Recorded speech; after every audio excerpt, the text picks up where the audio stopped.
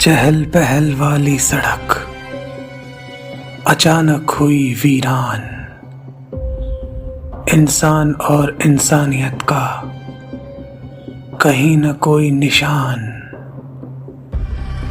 आगे सब सुनसान है, पीछे है हैवान। सुनिए ये रास्ता कैसे बना मौत का कब्रिस्तान।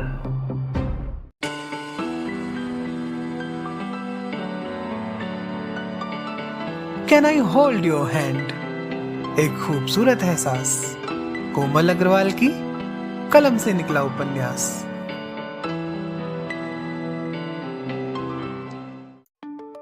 किसी ने रखी किसी पर नजर, किसी को मिली किसी की खबर। कोई है डरा हुआ तो कोई है निडर, दो जाने लगी हैं दांव पर किसकी यदि नहीं जानते तो आइए जानकर, और जो जानते हैं वो शुरू कर सकते हैं मेरे साथ उपन्यास का यह सफर। तो चलिए, मैं कोमल अग्रवाल सुनाती हूँ आपको उपन्यास का भाग 160।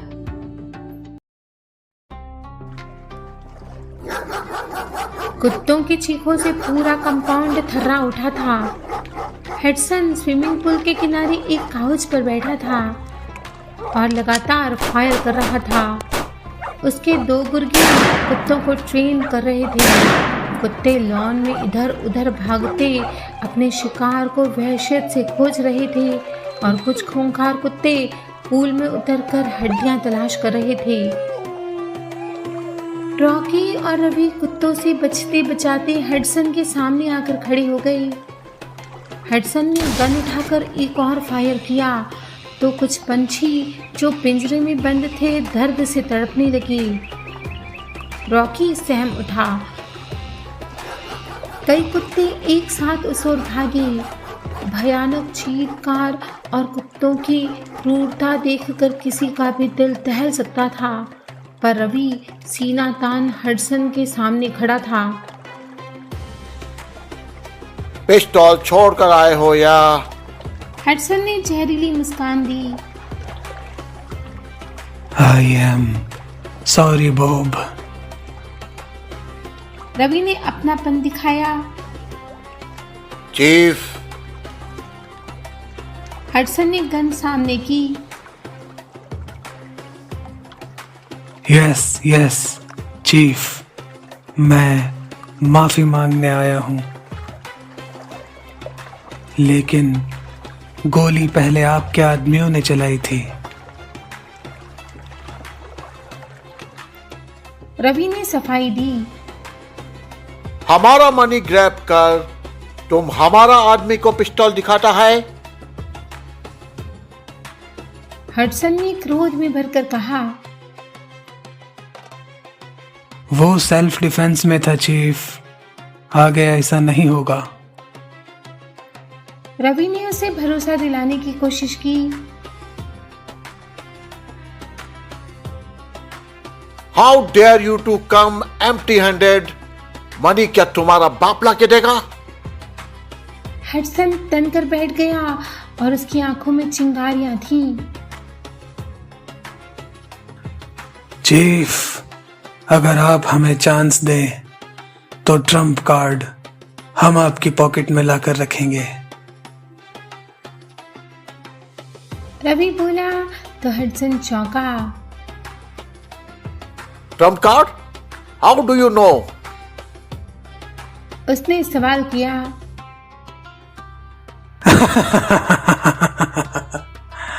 क्या आपने रवि को दूध पीता बच्चा समझा है चीफ? घाट घाट का पानी पीकर यहां तक पहुंचा हूं। रवि ने अपनी उंगलियां जोड़कर क्रॉस बनाते हुए कहा। Are you joking? तुम और ट्रम्प कार्ड लाएगा? मुझे बस उस छोकरी का फोटो चाहिए और 24 घंटे का टाइम, फिर आप देखिए रवि का कमाल।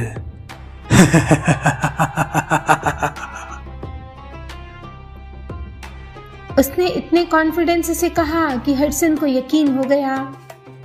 उसने अपने एक गुर्गे को आवाज दी।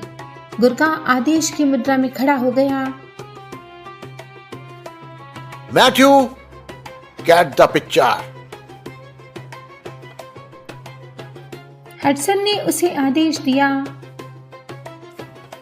रवि, अगर तुम ये काम कर सका तो तुम्हारा सारा ड्यूज क्लियर एंड तुम वॉल्टर को रिप्लेस करेगा। But you have only 24 hours. Then no argument, only final settlement.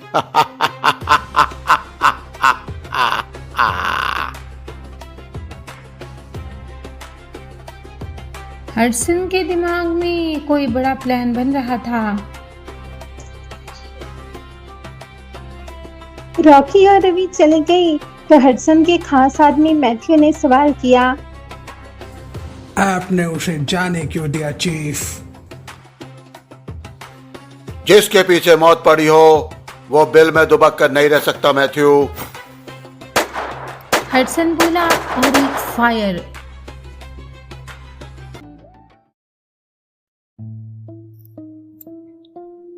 एक तरफ चाली चली जा रही थी तो दूसरी ओर उनका पर्दाफाश करने की तैयारी चल रही थी। Tell me one thing Martha. Nicholas ने अपनी गहरी नजरें मार्था के चेहरे पर टिकाते हुए पूछा। You hate your real mom and step mom, am I right? Yes, I hate both of them. Martha ने नफरत से कहा। But you trust your step brother? उस पर इतना ब्लाइंड बिलीव क्यों? What's the reason behind it?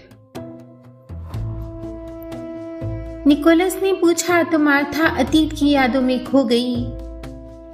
वो Hardy, वो मेरे बचपन के ढाल है निकोलस। उसने मुझको हमेशा प्रोटेक्ट किया, मुझे हर खुशी दी। उसे याद आया कि कैसे बॉब ने हमेशा उसके सही गलत फैसले में उसका साथ दिया था। प्रोबेबली वही सिक्योरिटी अब तुम्हारे लिए हैंडकफ बन गया है। निकोलस ने चुपती हुई बात कही। अगर वो तुम्हारा वेल विशर है तो वो क्यों नहीं चाहता कि तुम सेटल डाउन हो जाओ, और तुम्हारा सन का फ्यूचर, वो उसका बीच में क्यों आ रहा है? अब मार्था का माथा ठनका। निकोलस ने अगला वार किया। तुम्हारा डैड जरूर कोई विल बनाया होगा, वो किधर है? निकोलस ने पूछा। वो तो मेरे पास नहीं है, मॉम के पास है। अलीजा के पास? निकोलस की आंखें सिकुड़ गईं। हाँ, मुझे जब भी पैसों की जरूरत पड़ती है मैं बॉब को बोल देती हूँ और वो मंगवा देते हैं। मार्था ने सरलता से कहा। निकोलस के दिमाग में कड़ियां जुड़ने लगी थी। It means Bob is in contact with her, right? And you are only a nominal heir. नाम मात्र की वारिस बनकर रह गई हो तुम अपने डैडी की जायदाद की। मार्था उलझ गई। लेकिन डैडी की प्रॉपर्टी में हार्डी और मीरा बराबर का हिस्सा है। वो बोली, because he is legally adopted. Martha ने कहा, if it is true then हिम्मत करो, विल का एक कॉपी अपना बॉब से मांगो और एल्स तुम्हारा स्टेप मॉम से। निकोलस ने एक ऐसा रास्ता दिखाया जो सीधे बारूद के ढेर पर जाता था। लेकिन मैंने सालों से उनसे बात नहीं की है, और अगर मैंने विल मांगी तो बॉब बुरा मान जाएंगे। वह कश्मकश में थी। सच्चाई जानना चाहती हो तो कोई ना कोई एक्शन तो करना पड़ेगा Mary. You have no other way, Nicholas ने उसे समझाया। मार्था की आंखों में अचानक एक चमक आई। Yes yes, I have the way. Daddy के एक फ्रेंड थे, क्लोज फ्रेंड, विल्सन अंकल, और वो उनके लॉयर भी थे। Then what are you waiting for? Call him immediately. Nicholas के चेहरे पर विजय की मुस्कान उभर आई। लेकिन मेरे पास उनका कोई कांटेक्ट या एड्रेस नहीं है। मार्था फिर हताश हो गई। ये डिजिटल वर्ल्ड है, इस दुनिया में खोई हुई चीजें बड़ी आसानी से मिल जाती हैं, बस सही जगह खोजने की देर है, निकोलस ने कहा और तुरंत गूगल पर लॉयर विल्सन के सुराग ढूंढने शुरू कर दिए। हॉस्पिटल पहुंचते ही माहौल भारी हो गया। आज वहां आम दिनों से कहीं अधिक भीड़ और अफरा तफरी मची हुई थी।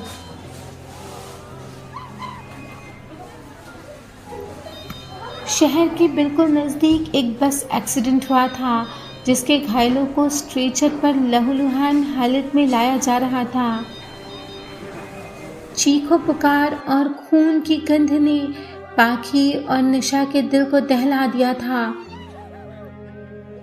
आईसीयू के ठंडे और खामोश गलियारे में पहुंचकर निशा ने खिड़की के भीतर झांका। मशीनों की बीप बीप के बीच चंदर बिल्कुल निढाल पड़ा था। उसके शरीर से जुड़े अनगिनत तार उसके जीवन के डोर थामे हुए थे। वह वहीं खड़ी होकर चंदर की बंद आंखों की ओर देखने लगी। आयो हिज बेटर हाफ। तभी वही नर्स जिसने कल उसके जख्मों की मरहम पट्टी की थी, उसके पास आकर पूछने लगी, आई एम हिज सोलमेट। निशा ने भीगी आंखों से चंदर के सूखे चेहरे की तरफ ताकते हुए कहा। नर्स ने सांत्वना देने के लिए उसके कंधे पर हाथ रखा। ट्राई टू बी काम, थिंग्स विल बी फाइन। मुझे एक बार अंदर जाना है प्लीज, उसने रुआसी होकर रिक्वेस्ट की। तभी सूरज हॉस्पिटल के बिल जमा करके वहां पहुंचा। Do you have permission? Nurse ने जाते हुए पूछा।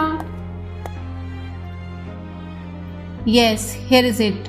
सूरज ने उसे परमिशन कार्ड दिखाया, जिसे देखकर नर्स मान गई।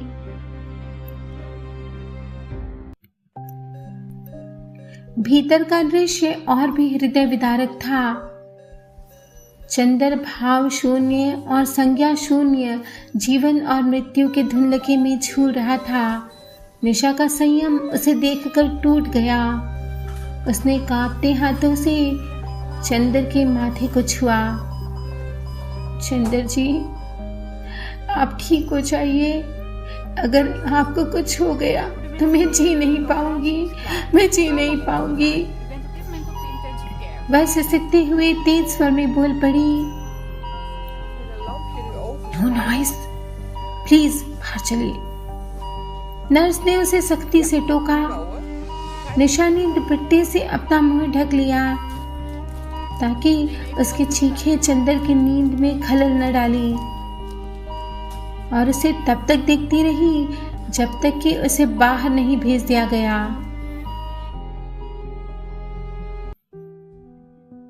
सूरज ने बाहर आते ही उसे सांत्वना दी। स्पेशलिस्ट ने कहा है कि इम्प्रूव कर रहा है चंदर, बॉडी रेस्पॉन्ड कर रही है उसकी। Heartbeat is little faster but it is under control. कब होश आएगा उन्हें? निशा ने शांत स्वर में पूछा। एक सीनियर सर्जन आ रहे हैं, वे लंच आवर के बाद सर्जरी करेंगे। And you know, he has never failed. Suraj की इस बात ने उसे बड़ा सहारा दिया। उसने आभार से सूरज की ओर देखा। मैं आपका ये कर्ज कैसे उतारूंगी? मुझ पर ट्रस्ट करके। सूरज ने बड़े भाई की तरह उसके कंधे थपथपाए। अब लग रहा है तुम दोनों पिछले जन्म में भाई बहन ही रहे होगे। पाखी, जो अब तक चुप खड़ी थी, एकाएक मुखर हो उठी। इसलिए तो चंदर ने मिलवा दिया हमें। सूरज उसकी इस बात पर मुस्कुराया। निशा ने एक बार फिर खिड़की से भीतर देखा। अब चलो, यहाँ ज्यादा देर रुकना ठीक नहीं है, पाखी घबराए हुए स्वर में बोली।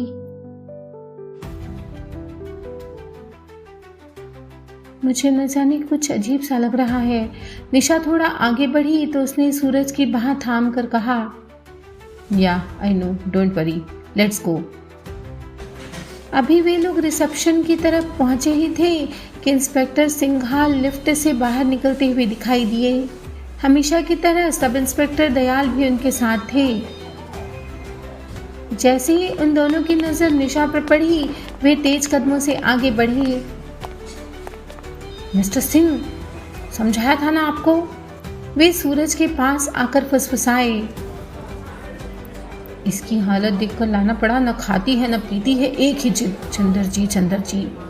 सूरज ने लाचारी से कहा, कितना रिस्क है इसमें जानते हैं आप, हरी अप, निकलिए यहाँ से, और याद रखिए इस लड़की को 7 तालों में बंद कर रखना है।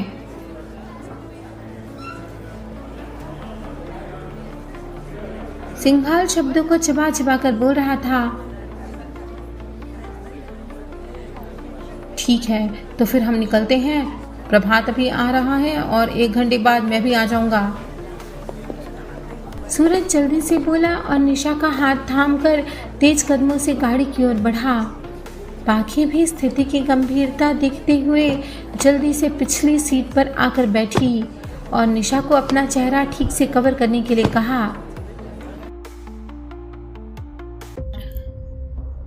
सब इस बात से अनजान थे कि 2 जोड़ी आंखें बराबर उनका पीछा कर रही थीं और तलाश रही थी उस मौके को जहां वे अपना काम बखूबी कर सकते थे।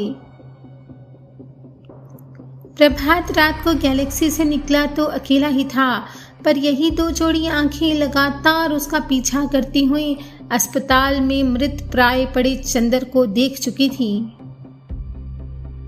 हॉस्पिटल के पार्किंग के एक कोने में खड़ी काली एम्बेसडर में 2 लोग बैठे अपनी योजना को अंजाम देने की तैयारी कर रहे थे। गूफी पिछला दरवाजा खोलकर भीतर प्रविष्ट हुआ तो सामने बैठे वॉल्टर ने उसे घूर कर देखा।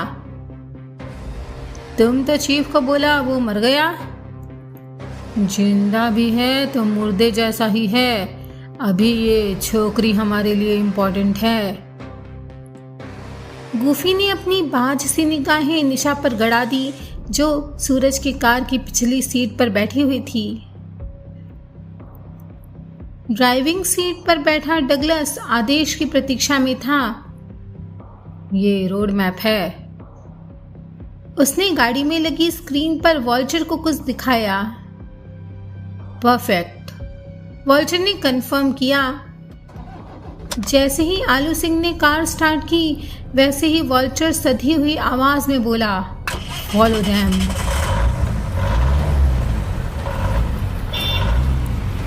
दोनों गाड़ियां आगे पीछे दौड़ने लगी, पर पीछा करने वालों को ये नहीं मालूम था कि एक बाइक भी लगातार उन पर नज़र बनाए हुए है और कुछ दूरी बनाए हुए उनके पीछे लगी हुई है।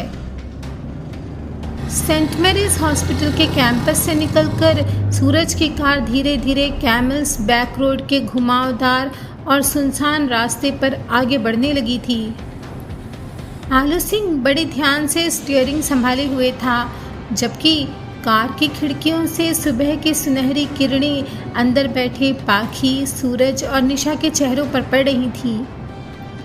जैसे ही कार ढलान पर आई, रास्ते की दोनों तरफ देवदार के घने वृक्षों का झुरमुट शुरू हो गया था। सुबह का घना कोहरा अभी पूरी तरह छटा नहीं था, जिसकी वजह से सामने का रास्ता बेहद ही रहस्यमय नजर आ रहा था। थोड़ा आगे बढ़ते ही आलू सिंह ने कार की रफ्तार धीमी कर दी, क्योंकि रास्ते के एक ओर कीचड़ भरा हुआ था और दूसरी ओर वीरानों में घिरा पुराना कब्रिस्तान दिखाई देने लगा था। खिड़की से बाहर देखते ही सदियों पुरानी काई जमी कब्रें और गॉथिक क्रॉस धूप छांव के खेल में अजीब से साए बनाते हुए नजर आने लगे थे। कार के भीतर एक खामोशी पसर गई थी, जहां सिर्फ गाड़ी के इंजन की हल्की सी आवाज़ और बाहर के पेड़ों से छनकर आती हुई ठंडी हवा की सरसराहट थी। अचानक सन्नाटे को भंग करती गोलियों की आवाज़ आई। पहली गोली कार के पिछले बाएं टायर में लगी और दूसरी दाएं में। कार बुरी तरह घिसटती हुई तेज झटके के साथ कीचड़ भरी जमीन पर धंस गई। रबड़ के जलने की गंध और बारूद का धुआं चारों तरफ फैल गया।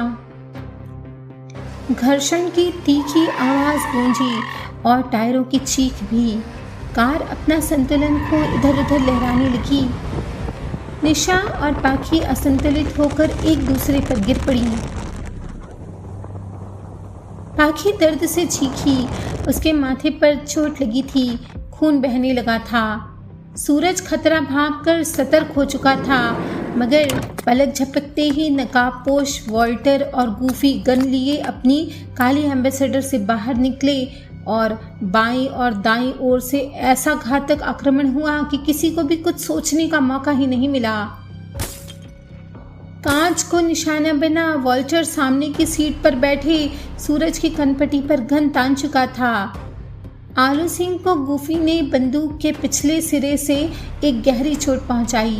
वह चीखता हुआ वहीं सीट पर निढाल पड़ गया। डोंट मूव, वॉल्टर चिंघाड़ा। उसने सीधे सूरज की कनपटी पर पिस्तौल तान दी। गूफी ने कार का दरवाज़ा झटके से खोला और निशा को घसीटने लगा, पर वह भी पूरी ताकत खर्च कर रही थी खुद को छुड़ाने की। Go outside, otherwise I will blow his brain out. Walter की धमकी सुन पाखी दहशत में आ गई। उसका दिल तो जैसे बंद ही पड़ गया। निशा की हालत ऐसी थी कि वह अभी चक्कर खाकर ही गिर पड़ेगी। एक साथ कई चेहरे उसकी आंखों के सामने घूमने लगे। महादेव, रक्षा करो। पाखी की आंखों से आंसुओं की बूंदी एक साथ टपकी और माथे से गिरते रक्त में घुल मिल गई। वह जैसे थर थर कांप रही थी। नहीं, निशा नहीं जाएगी। Help, help! वह जोर से चिल्लाई। नहीं निशा, नहीं। उसने निशा का हाथ कसकर पकड़ लिया। लगता है ये पहले मरना चाहती है। गूफी ने ट्रिगर पर दबाव बनाया। 1, 2, शूट गूफी! वॉल्टर चिंघाड़ा। No, I am coming! Nisha जोर से चिल्लाई। सूरज का चेहरा सफेद पड़ गया। निशा उसकी और पाखी की जान की खातिर मौत के मुंह में जाने को तैयार हो गई थी। वह कुछ सोच पाता इससे पहले ही गूफी ने झटके से निशा को दबोच लिया और उसे खींचकर काली एम्बेसडर के पास ले जाने लगा। Help, help, help, help! Pakhi जोर जोर से चिल्लाने लगी। Leave her, I beg you. You want money? I am ready to give. Suraj तड़प कर बोला। Keep quiet. वॉल्टर ने बंदूक की नोक उसकी कनपटी में धसाई। सूरज दर्द से कराह उठा। आखिर तुम लोगों की क्या दुश्मनी है इस मासूम लड़की के साथ? उसने वॉल्टर को अपनी बातों में उलझाया। Don't try to be smart mister, Walter ने चेतावनी दी। गूफी तब तक निशा को एम्बेसडर के भीतर धकेल चुका था। वॉल्टर धीरे धीरे होशियारी से बंदूक सूरज की तरफ ताने पीछे हटने लगा।